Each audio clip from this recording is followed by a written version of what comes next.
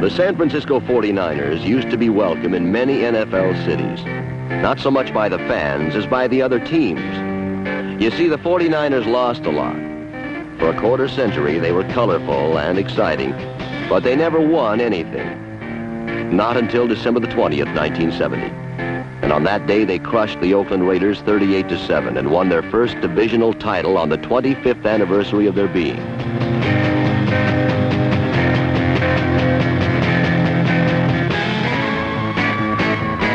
The next week in the playoffs, they stunned the football world by beating the Minnesota Vikings in their weather on their field.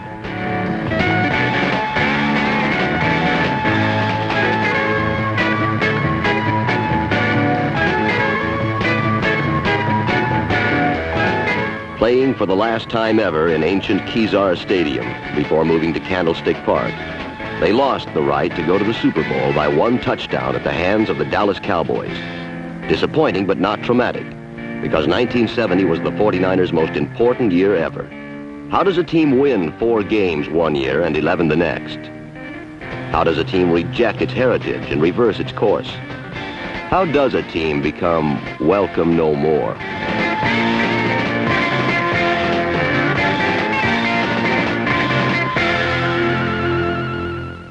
That all of San Francisco blushed in the hues of 49er fever is partially identifiable. A coach, a star, a leader, and an unknown. But the emerging pattern was a subtle one. Probably no one understands or can relate it better than their quarterback for the past 14 years, John Brodie. 1970 really started like any other training camp. Everybody was enthusiastic and optimistic, and after a couple of weeks, we got into exhibition games, which we were all very antsy to do. And in normal operation, we lost a couple. And I think right then, I think something really important happened. What really evolved was the fact that Dick Nolan had placed in our hands 40 guys who weren't going to buy losing.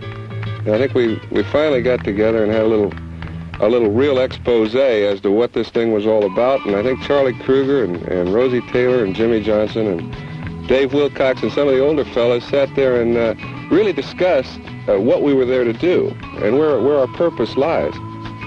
The first real plus move that I could see was that Dick made Ed Beard the captain of the special teams, and from that day on, the special teams just seemed to solidify. Guys like Rosie Taylor, Bruce Taylor, who was Rookie of the Year, Cedric Hardman, and all the young fellas really picked up with Ed.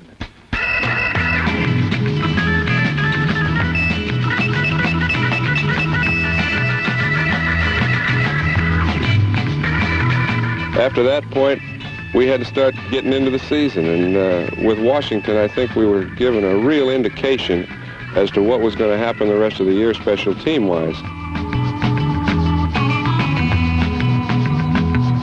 Between the defense and the special teams, they put the ball in a position where we had very little yardage to travel to get it on the scoreboard.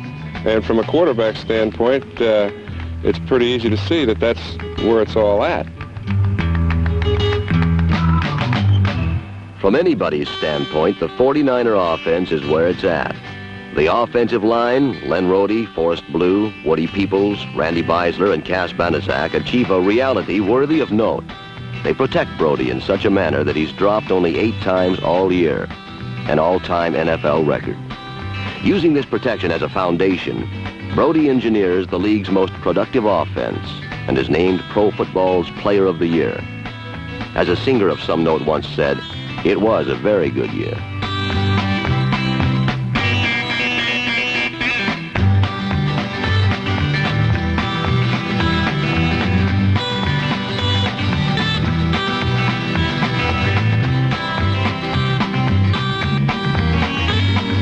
To do anything as a team, you have to have all 40 guys going at once, and we'd played 5 exhibitions in one league game, and our offense really wasn't at the level of performance that the rest of the club was. And I'll tell you, it couldn't have been more timely when we played Cleveland. They came to town with their whole team going and scored 33 points. And we had to come up with a big game, and somehow we did. And I think it gave all of us the feeling that no matter what the circumstances dictated, we were going to get the job done.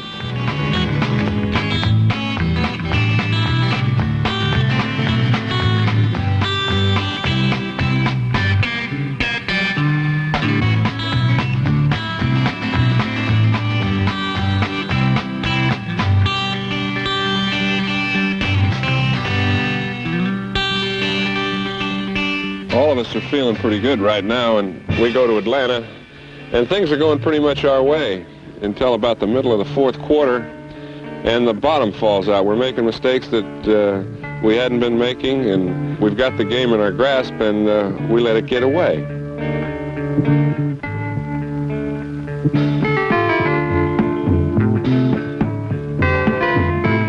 Even after that, Ken Willard and Doug Cunningham just took the ball and ran it right down to their 18 or 19 yard line, and all indications pointed toward a pretty happy return home. However, as football is, that isn't the way it worked. We're at a real crossroads of our season now, and we got to play the Rams next week, and I think everybody individually kind of wondered what's going to happen.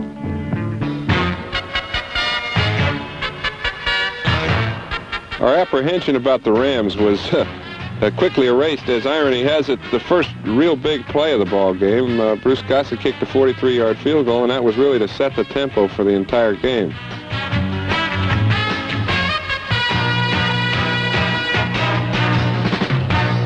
Offensively, we didn't do a great deal, but we did come up with a few big plays, and we unveiled an outstanding running back in that ball game. And the one fortunate thing is that time did not run out before half. The most surprised group in the stadium were the people that were in the end zone with the red jerseys on.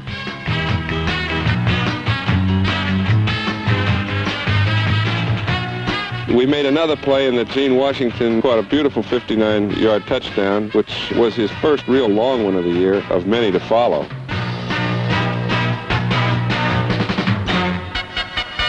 Getting 20 points against the Rams is a very satisfying thing, and particularly when your defense is playing the way they were on this given day.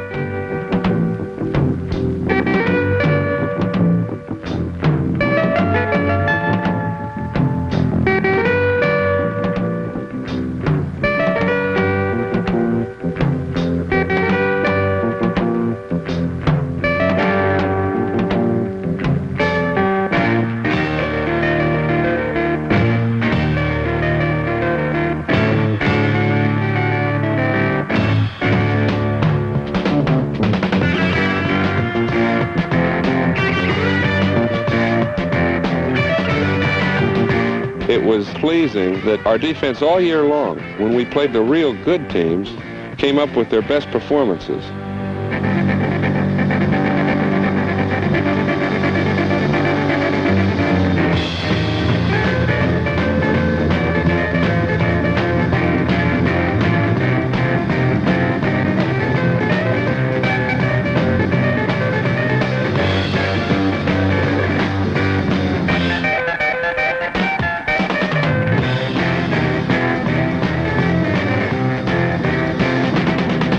With new players in 5 positions, the 49ers work from a standpoint of being a big play defense, giving in when it won't hurt, being tough when it will.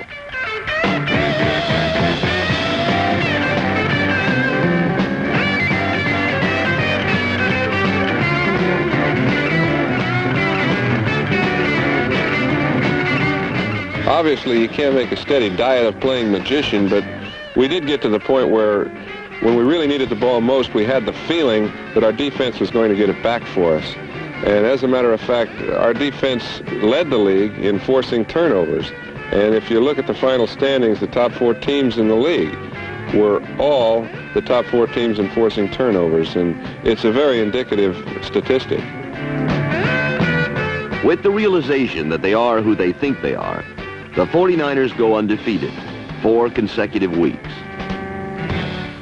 The next 4 games, I think, were really to develop into something special. Every game was won by a big play, such as Jimmy Johnson, who really over 12 years has established himself as the outstanding defensive back in football. Everyone every week had a little something new to contribute. John Eisenbarger hadn't played a lot. He made a real big game against Denver, and it helped us. It won the ball game.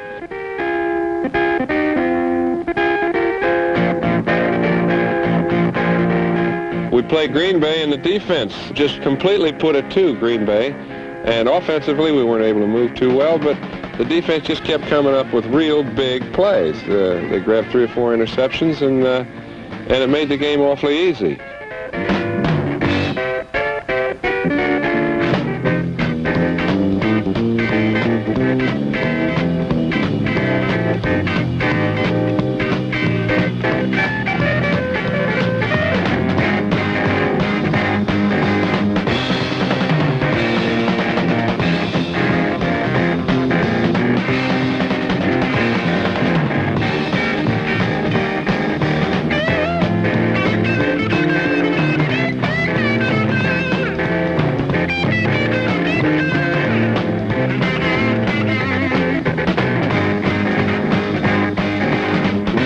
In this four-game series, Bruce Taylor really emerged as a game breaker.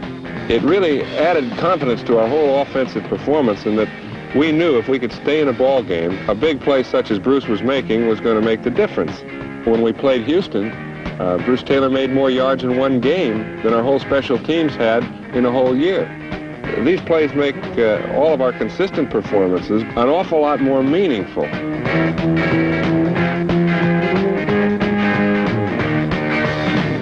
One of the more meaningful is 25-year-old Frank Nunley, the middle linebacker.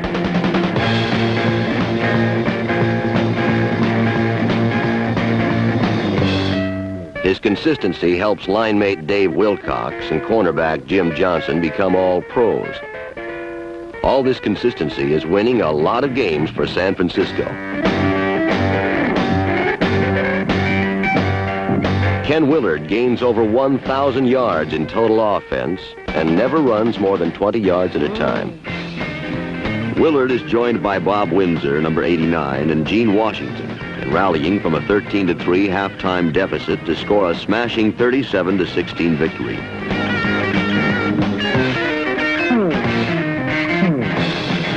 In this game, Brody becomes the fourth quarterback in history to complete 2,000 passes during a career.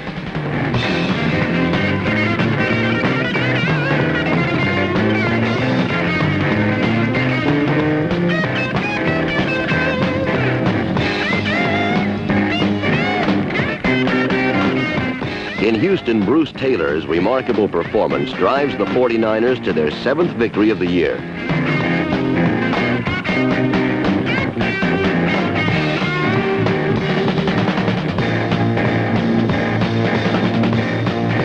For the fourth consecutive week, the 49ers are able to overcome early sluggishness with big plays. Trailing 10-7 in the third quarter, the special teams block a punt out of the end zone for a safety. Brody's offense then churns through the Oilers for 23 points in the second half.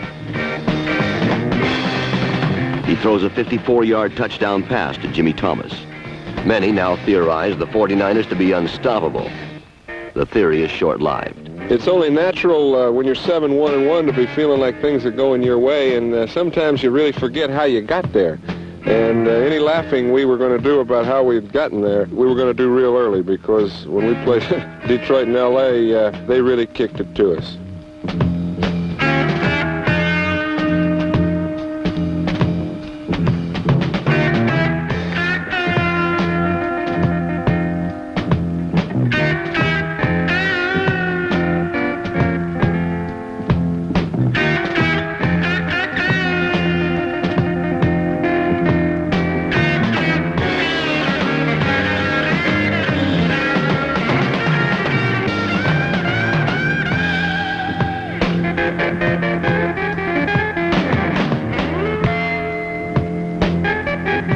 The loss still leaves the 49ers a full game ahead of Los Angeles.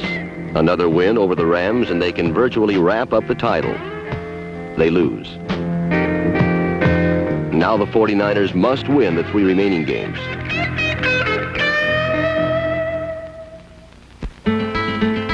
By the time we got a chance to play Atlanta again, after our original catastrophe, we knew exactly what position we were in, and things didn't start out on too fine a note. However, somehow we were able to rally our forces, and we did come out with a 24-20 win.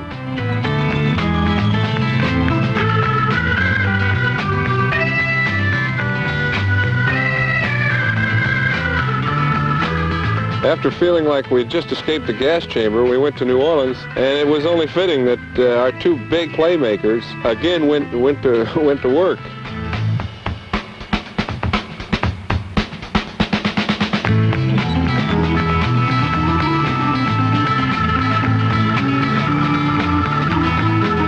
Bruce Taylor ran a 93-yard field goal attempt back for a touchdown, and Gene Washington, with the year he'd had, happened to have his best day when we needed it most.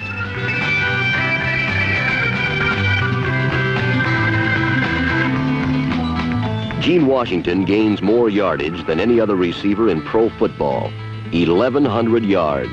He's a phenomenon, the resident miracle worker. He's also very good.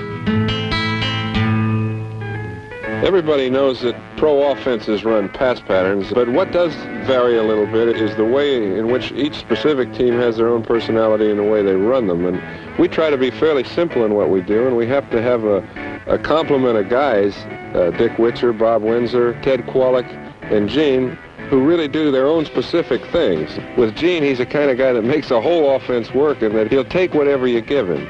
He works all week to try and figure out what you're trying to do, and in any given situation when we need a big play, he's generally in a position to give me some advice.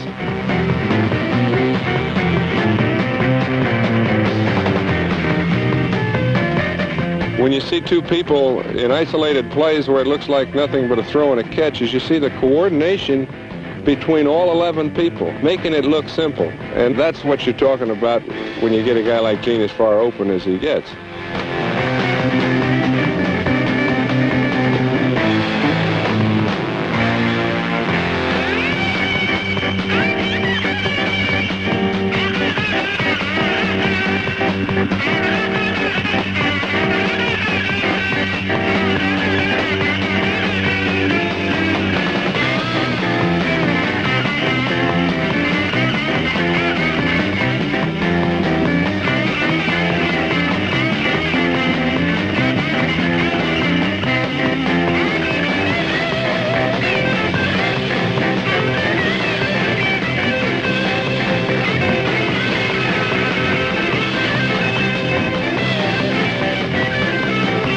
In summation, I'd say that when he holds that ball up, every guy in that field, I think, feels like he's got 1/11th of that baby.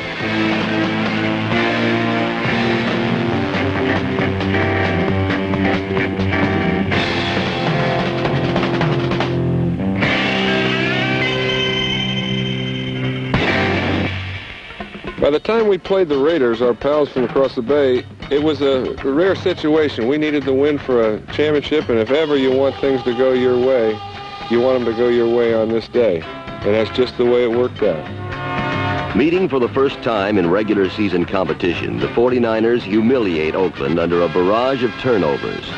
Early in the game, Jimmy Johnson turns one interception into a touchdown. The entire defense comes alive. And no matter what Oakland does, the 49ers keep pulling the ball out of everywhere.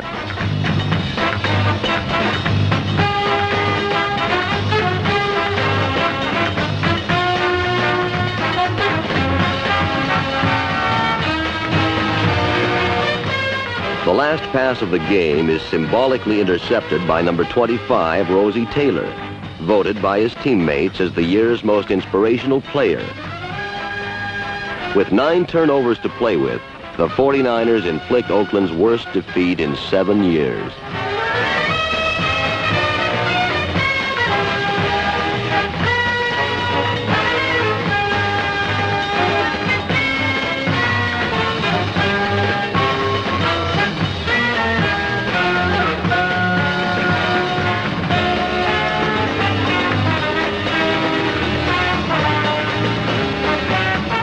The 49ers are Western Division champions. Oakland has been dealt with successfully. But down the road, the Vikings are waiting.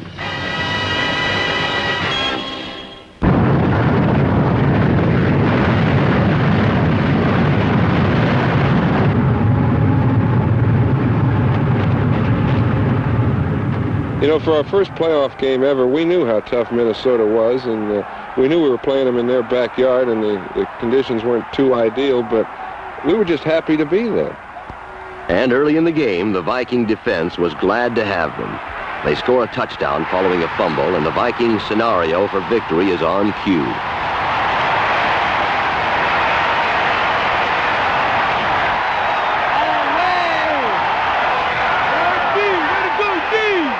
The play of the Vikings defense was to be expected. The play of Dick Nolan's was not. Hold it. Now the thing. Now the other thing is this, Frank. He's running the old Packer play. Yeah, I know. Just one time. I got that. I know. So when he steps over there, just step up in the middle with it, okay?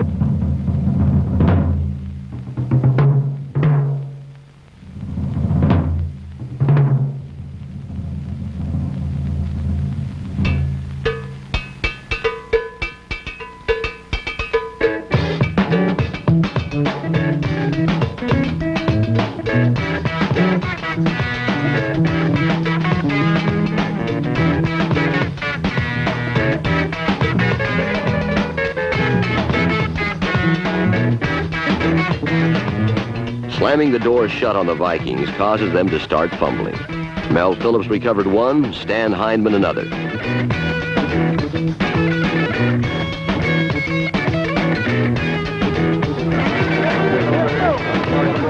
to go, Stan Hindman!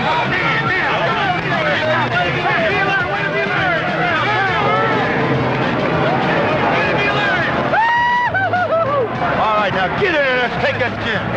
Time was drawing nigh for a big play. With the defense keeping the pressure on, the special teams again provide one.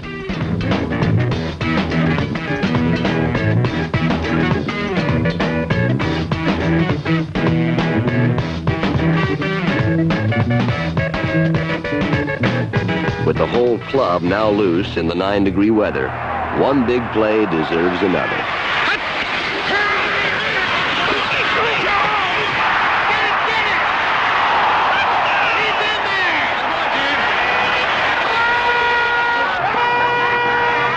Dick Witcher's touchdown, the punt return, the defense, and San Francisco has Minnesota on the run. After breaking the ice, so to speak, Brody controls the game with a cool hand. The 49er offense is out-muscling the Vikings.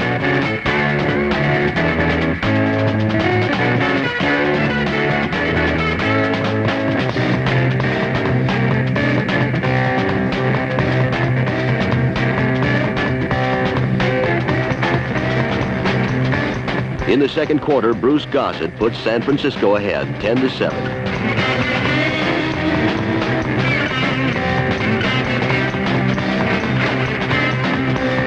The game-long pressure backs the Vikings up against their own wall.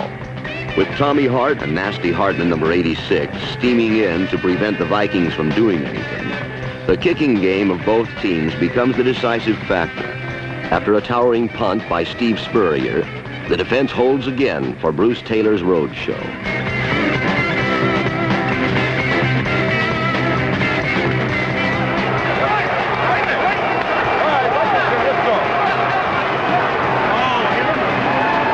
going to stay in there. They got to stay there. They're afraid of it.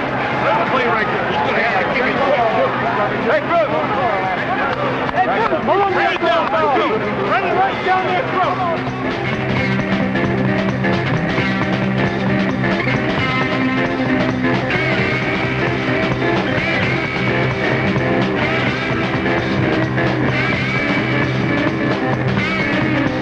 We've got a score here. That's what we're going to do.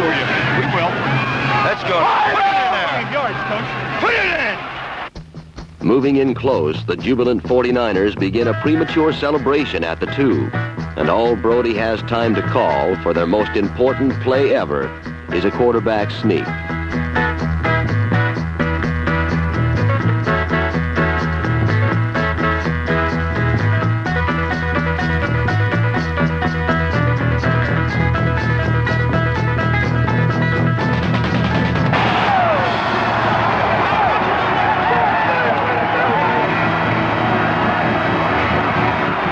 We all take it as a compliment not to be welcomed anymore in other National Football League cities. But it's a real pleasure to be welcomed at Candlestick.